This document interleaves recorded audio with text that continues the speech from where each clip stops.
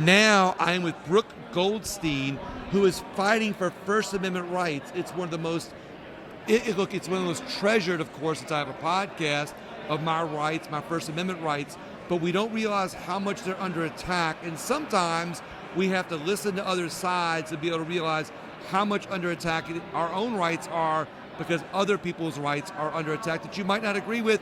Is that true, Brooke? Oh, absolutely. Thank you so much for having me. I actually, the title of my first book is called Lawfare, The War Against Free Speech. And in the book, I detail how our legal system is being abused by groups like the Council on American-Islamic Relations, which has been in the news a lot because of its designation in Texas and Florida as a terrorist group, as a Muslim Brotherhood front group, how they use the legal system and file frivolous lawsuits designed to target Americans and to shut down their exercise of free speech about national security threats such as radical Islam.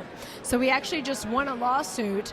The Council on American-Islamic Relations was the lawyers and sued our clients for calling out anti-Semitism, which is a major problem, and hatred. Exactly. And the judge threw the case out, and it was a great day for free speech because you should be able to speak freely and openly about hatred and division in this country without being attacked by lawfare. So what else is your organization working on? I want to hear some other cases, because I'm going to eat this up and then I'm going to ask you some questions on it. Yeah, absolutely. So I run the Lawfare Project, which is the world's foremost Jewish civil rights litigation fund and public interest law firm. Right. But we represent counterterrorism personnel as well, and we represent moderate Muslims who are calling out radical Islam. Right now, one of our most important lawsuits is against Carnegie Mellon University. And Carnegie Mellon happens to be about the third largest recipient of funds from Qatar. Oh, wow. Qatar being the #1 state sponsor of Hamas, a designated terrorist group. And it is the fact that Qatar has spent over $1 billion a year funding our educational systems here in America, funding K-12 schools, funding universities and colleges, and also inviting those universities to have campuses in Qatar. What is the #1 state sponsor of Hamas doing? Funding our educational system, and it's to foment anti-Americanism, obviously anti-Semitism, and to attack this country and destroy us from within. And the most important thing that we have to demand from our lawmakers is to close the loopholes in the law that is allowing this foreign funding to come in and to radicalize our student population, the results of which we saw right after October the 7th was not the anti-Israel protests, they are pro-Hamas protests. And what are they chanting on our campuses?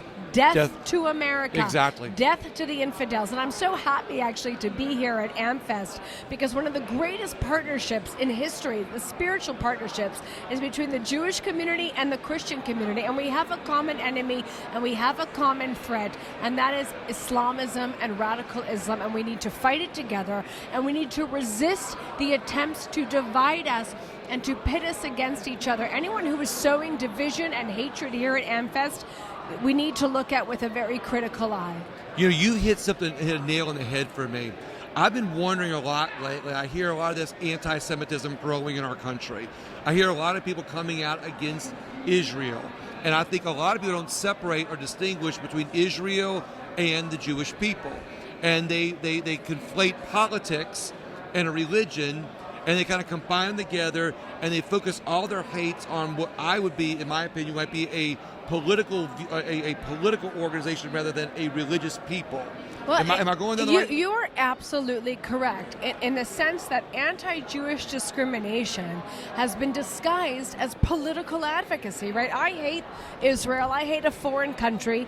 Therefore, I can turn to you American Jew, and hold you responsible and discriminate against you. It's like the same thing as if I hated the government of China, right, for the way they handled COVID. I can't go to a local Chinese American student, spit on him, discriminate against him. So they're focusing their hate on the Jewish people instead of the politics that they happen to be in Israel. Well, you can disagree on politics. You could talk about it. That's what we're doing here. But I have to say, we talk about, and you said, I'm worried about, I hear a lot about rising anti-Semitism. Right. I'm not worried about Israel. I'm not worried about the Jews. I don't think the problem is rising anti-Semitism. The problem is rising anti-Christianism.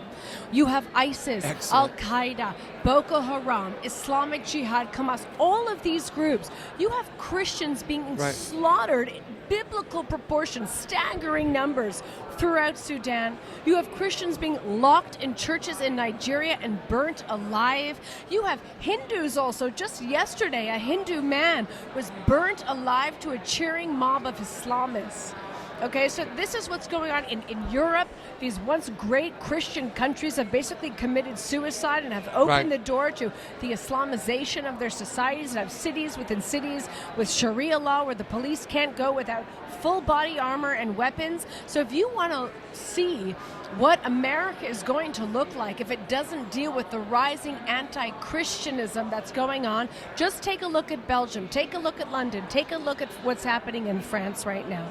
Excellent point. Final question is, I think, and it sounds like, would you say that the distraction of don't like or dislike the Jews, instead of look at what they're doing to the Christians, it becomes more of a narrative and a distraction, and that's why they're losing focus on what's happening to Christianity? Well, this is the world's oldest trick, right? Blame all of your problems on Jews and the Jewish state. And if only the Jews just appeased Hamas and gave the Islamists another terror state in the sea of failed Islamist terror dictatorships, there'd be peace in the world. Well, that is, what that is. It's a distraction, and especially here, right? We need to focus on unity. We need to focus on the real threats to the conservative movement, on the threats to Judeo-Christian values, and that threat, I'm telling you, is not Israel and is not the Jews. It is radical Islam. You were absolutely amazing, and I can't thank you enough. One more time, the name of your organization, how people can find you. It's called the Lawfare Project, and I also run the End Jew Hatred Movement, and you can find me on Instagram